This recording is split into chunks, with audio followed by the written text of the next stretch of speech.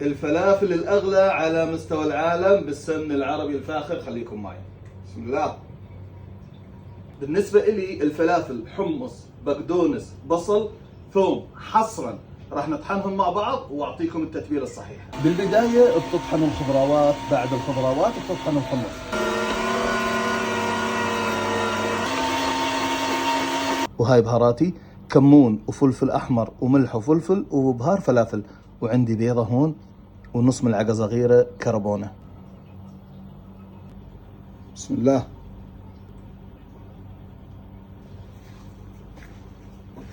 طبعا لازم تمزجوهم مع بعض 100%.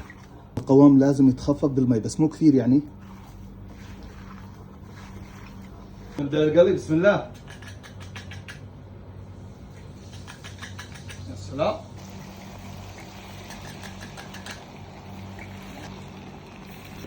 ما شاء الله، الفلافل الأغلى على مستوى العالم بالسمن العربي الفاخر. شوفوا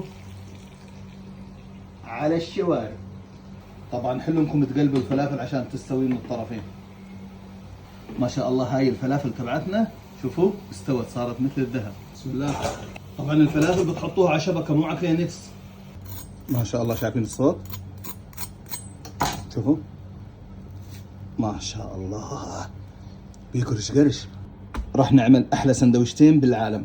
هاي فلافل بسم الله، وهاي اطيب سندويشه عندي، بيض مع فلافل. يا سلام. وهذا المخلل اجباري للسندويشه. ها، طماطم اجباري. وهذا الطراطور بسم الله.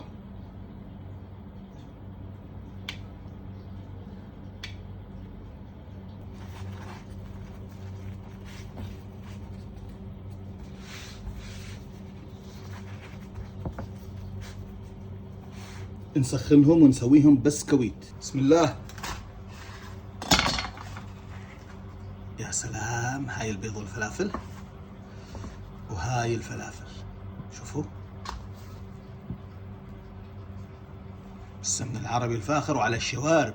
طبعا انا من عشاق البيض والفلافل لانها سندويشه مش طبيعيه. بسم الله.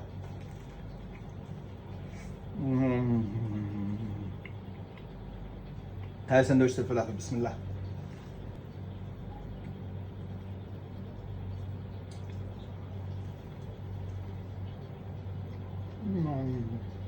السمن العربي الفاخر الاغلى على مستوى العالم، جربوها صح وعافيه.